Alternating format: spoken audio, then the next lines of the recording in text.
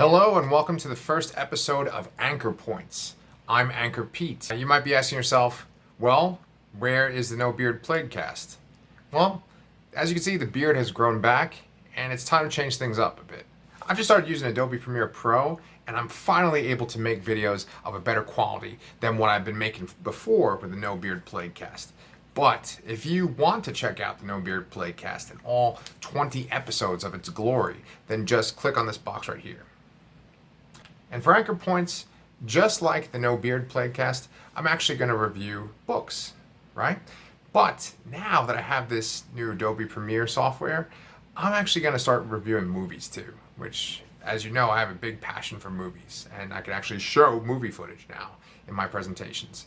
So, episode 1, first review. We're reviewing the book Inspection by Josh Malerman.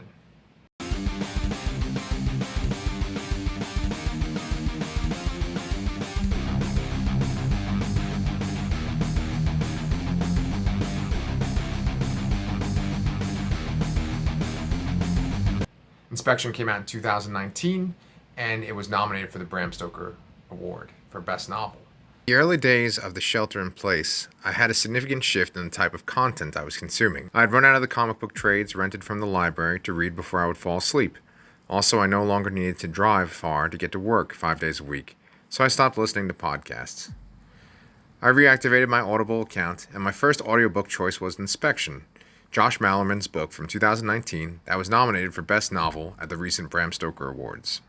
I had watched a Zoom book reading with my favorite author, Joe Hill, and Malerman, who I had never heard of previously, and found Malerman to be quite charming.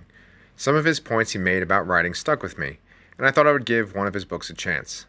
I didn't want to read Birdbox because I had spoiled the entire story for myself watching an episode of The Kill Count that summarized the entire film that was based on the book. Inspection sounded like it had potential, being nominated for the Stoker Award, and it had an intriguing concept. Let me tell you that 80% of what you ingest when you read Inspection is the concept. The book at times is more like the analysis of a hypothesis made by an ancient philosopher than it is a narrative. I don't know if that turns you off, but it has the exact opposite effect for me. If a book is like a beverage to consume, with the actual coffee being plot, the sugar being character development, and the milk being philosophical ideas to ponder, then I like my beverage light and sweet. The main focus of the book is on the Alphabet Boys, a group of adolescent, brilliant young men, each named with a single letter of the alphabet. Like the main character in Men in Black, our main protagonist in Inspection is simply named J. The Alphabet Boys are the subject of a massive experiment to see if humans could reach their true intellectual potential if they were raised without the idea of gender or the opposite sex. The boys are unable to question the world outside the turret, the tower within the middle of the woods, that they are unknowingly trapped in. They are spoon-fed fears of fictional viruses that will break them down and kill them should they leave the turret. Keeping the boys secure under his thumb is DAD. DAD is in charge of the Parenthood, which is the group that oversees the Alphabet Boys in the experiment. And he makes sure that the boys have a fear of being sent to the corner if they are spoiled rotten. We only learn what the corner is by the end of the book. I find it ironic that many people compare Birdbox with the film A Quiet Place, because the experience I had while watching A Quiet Place was similar to the experience I had while reading Inspection. Just like A Quiet Place, Inspection asked the reader to believe the impossible. A Quiet Place tried to provide examples of how humans could survive in a world where they would be killed if they made a sound.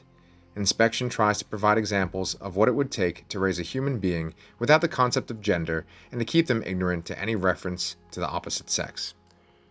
Regardless of how we interpret our own personal genders and the genders of others, I feel like the concept of gender is ingrained in every aspect of our existence.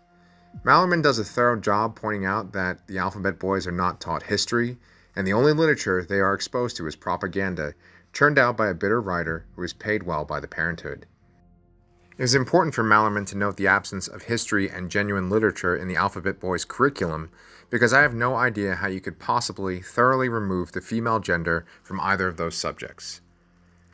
One of the supporting characters, Warren, the writer, can no longer stomach writing his novels under the pseudonym Lawrence Luxley and needs to rebel.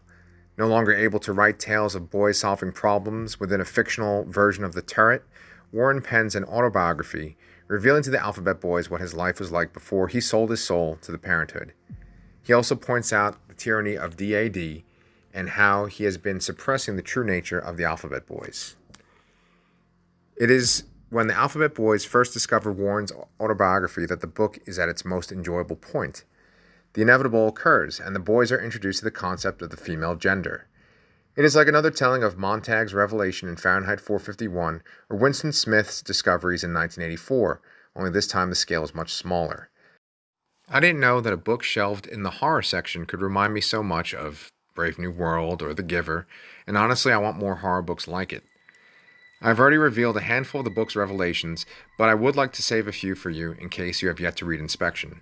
I will spoil that the true horror does not really come until the very end of the book. I'm going to paraphrase something Malerman said during the Zoom session. He said that when something is labeled a horror story, the reader has an anticipation for something horrific to eventually happen. He said that he really loves the idea of pushing back the true horror further and further and having the reader live within the anticipation.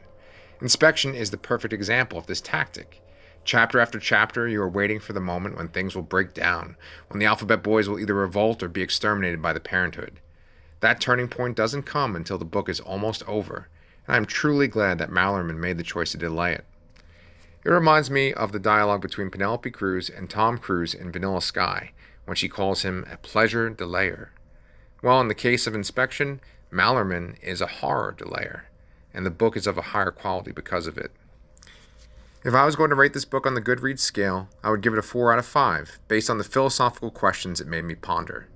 I look forward to reading another Malerman book in the future.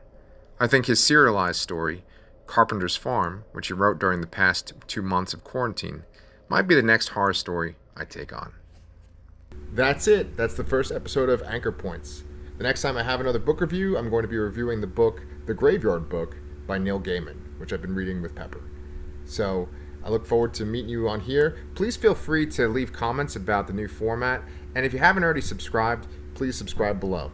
All right. Thanks so much. Please stay safe.